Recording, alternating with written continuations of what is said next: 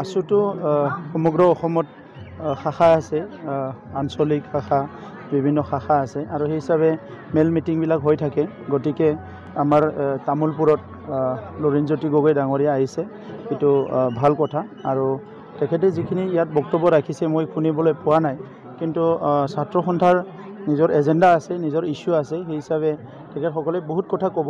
আৰু এইটো আমি BTC অঞ্চলত কিবা প্ৰভাৱ পৰিব নপৰিব এনেকুৱা লাইনত নাচাওঁ, কাৰণ ছাত্ৰ সংগঠনৰ যি কাম সেইটোতো ময়ো ভালকৈ জানো আৰু দীৰ্ঘদিনত ধৰি ময়ো ছাত্ৰ সংগঠন আছিলোঁ।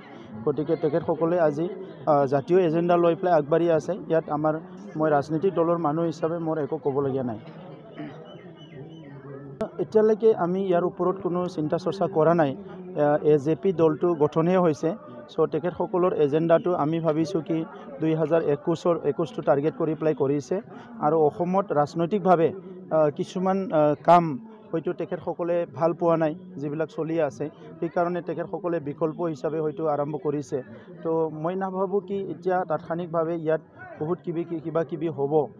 নিশ্চয় মানুহটো বহি নাথাকে, কোনোবা কিবা এজেণ্ডা থাকিব পাৰে, সেইটো মই নাজানো। কিন্তু আমি এই সময়ত এইটো AJPৰ যিটো ৰোল সেইটোক লৈ পেলাই আমি কোনো বিশ্লেষণ কৰা নাই। গতিকে আমাৰ ইয়াত কেনেকৈ এটা ৰোল হ'ব মই নাজানো, কিন্তু আমি বিচাৰিছোঁ কি ইয়াত সকলো জাতি জনগোষ্ঠী মিলি থাকিব লাগে। যোৱা 30-40 বছৰত বিভিন্ন সংঘাত হৈ গ'ল, হিংসা প্ৰতিহিংসা হৈ গ'ল। ইয়াত আমাৰ সামাজিক যিটো পৰিৱেশ সেইটো যথেষ্ট বিনষ্ট হৈছে। সেইকাৰণে আজি আমাৰ অৰ্থনীতি উন্নয়নৰ কাৰণে, শিক্ষা উন্নয়নৰ কাৰণে সামাজিক পৰিস্থিতিটো এটা ভাল এটা পৰিৱেশত থকাটো দৰকাৰ। সেইকাৰণে আমি বিচাৰোঁ কি সকলো জাতি জনগোষ্ঠী ধৰ্ম দল সংগঠন মিলি ইয়াৰ যিটো সামাজিক পৰিস্থিতি জাতি জনগোষ্ঠীৰ মাজত মিলা প্ৰীতি এইটো ৰখাৰ কাৰণে চবে কাম কৰে, মই সেইটো আহ্বান কৰিছোঁ।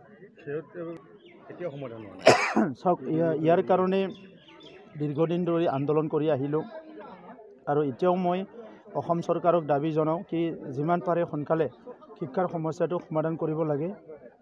এইটো শিক্ষকৰ সমস্যাই হওক, এইটো পাঠ্যপুথিৰ সমস্যাই হওক, যিমানখিনি সমস্যা আছে শিক্ষাৰ সেইটো 100% সমাধান কৰিব লাগে, সেইটো মই চৰকাৰক আহ্বান কৰোঁ।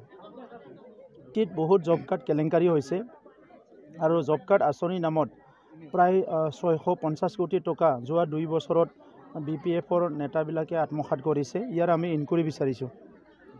2টা ইনকুৱাৰী লাগে BTCত। বিভিন্ন ডেভেলপমেণ্ট আঁচনি এইটো এটা যিটো অডিট হ'ব লাগে, আৰু কেক ৰিপৰ্টত যিটো ওলাইছে ইয়াৰ বাহিৰে এতিয়া ফৰেনচিক অডিট হ'ব লাগে, সেইটো আমি দাবী কৰিছোঁ। PMY ঘৰত চাওক, বহুত PMYৰ ঘৰ নবনাকৈ পইচা খাই দিছে আৰু কিছুমান সাৱধান কৰি থৈ দিছে। এইটোৰ কাৰণে আজি আমাৰ যিটো দুখীয়া গৰীব মানুহ এখন যে ভাল ঘৰ পাব লাগে ইয়াৰ পৰা বঞ্চিত হৈ আছে। আৰু ইয়াৰ কাৰণে আজি জগৰীয়া বিশেষকৈ এই BPF চৰকাৰে, তো সেইকাৰণে আমি UPPL দল হিচাপে আমি চৰকাৰৰ ওচৰত দাবী জনাব বিচাৰিছোঁ যে এই কেলেংকাৰীৰ ওপৰত তদন্ত হ'ব লাগে আৰু অনাগত দিনত যিটো PMYৰ ঘৰ দিব এইটো অলপ ষ্ট্ৰিক্টলি কিছুমান ৰুল ইয়াত বান্ধি দিব লাগে। কাৰণ আগৰ যিখিনি ৰুল আছিলে সেই ৰুলৰ মাজত বহুতখিনি কেৰুণ আছে আৰু সেইকাৰণে আজি কৰাপশ্যন কৰিব পাৰিছে। এতিয়া নতুনকৈ GI টেগ কিবাকিবিবিলাক আনিছে, বাট ষ্টিল ইয়াত BPFৰ মানুহবিলাক বহুত কৰাপশ্যন কৰি আছিলে। তো সেইকাৰণে আগত যিখিনি কিবা কৰিলে ইয়াৰ ওপৰত এনকুৱাৰী হ'ব লাগে, একশ্যন হ'ব লাগে। আৰু আমি UPPL দল হিচাপে আমি ছাৰ্ভে কৰি আছোঁ যে একচুৱেলি কিমান মানুহ 17 বছৰত ঘৰ পালে, কিমানৰ সাৱধান হ'ল। আৰু আমি এই ছাৰ্ভেটো হৈ যোৱাৰ পিছতে কেন্দ্ৰ চৰকাৰক দাবী জনাম কি যিমানখিনি ঘৰ ৰৈ গ'ল সেইখিনি ঘৰ যাতে এবাৰতে বনাই দিয়ে।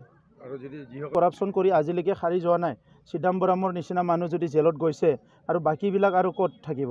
চ' চবেই আজি যিবিলাক আয়োৱা জব কাৰ্ডৰ পইচা খাইছে, বৃদ্ধ পেঞ্চনৰ পইচা খাইছে, এই অংগনবাড়ীৰ পইচা খাইছে, আমাৰ সমবায়ৰ পইচা খাইছে, কোনো এজন ব্যক্তি সাৰি নাযায়, চবেই জেলত যাব লাগিব। 40 মাহে সমবায় এজেণ্টবিলাকৰ টকাটো দিয়া নাই।